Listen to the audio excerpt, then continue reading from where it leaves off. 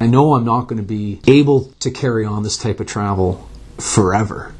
I don't know if I can get it out of my system. However, I'm going to try and do as much as I can while I'm still able. I would say there's more strain on me mentally than physically when I find myself in some of these predicaments. Crossing a landmine field on the border between Mauritania and Morocco, or getting yanked off a bus at gunpoint outside of Gao in Mali, between Gao and Timbuktu. Those are mentally straining. Having your convoy, being hit by a roadside bomb, those are mentally tough times. It's just another experience to chalk up to, this is life. I remember having a conversation with a friend of mine at school once, and he was a bit of a traveler. I was not. And he says, well, one day you should go to Africa. And I said, why on earth would I ever go to Africa? What, so I can walk around a bunch of sand dunes and huts and elephants? However, something, I don't know what, but something slowly spoke to me. It said, go to Africa. And that's all it said. It was just a voice saying, go to Africa. Making my way to Timbuktu, Mali, or in Niger, that's what interests me, is to see places where very, very few people get to see. Whether it's going deep into uncertain territory in Niger, or whether it's going to Egypt, for all intents and purposes, still during the demonstrations, a lot of it is the common element is the unknown.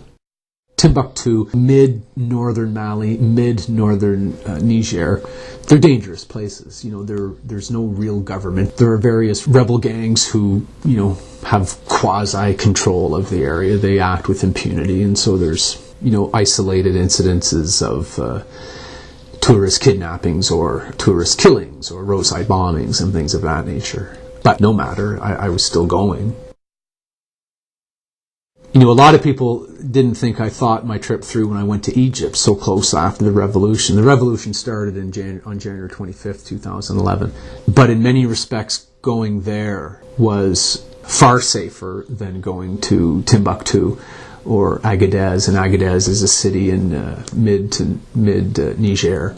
And these are places that are perpetually unstable. And even though Egypt had just kicked their president out and every member of their parliament, and they had no government, and the police force was kicked out and there was no police forces, and the only ruling authority was the military, Cairo, Egypt was still a safer place to be than Agadez, Niger, or other places like that.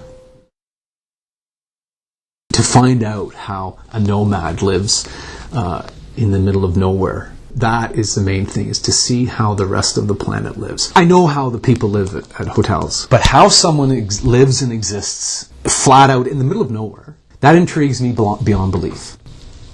How the majority of the planet exists day to day, that intrigues me. Just like I can't get the desert out of my system, I can't get the quest for new experiences and knowledge about other people across the planet. I can't get that out of my system either.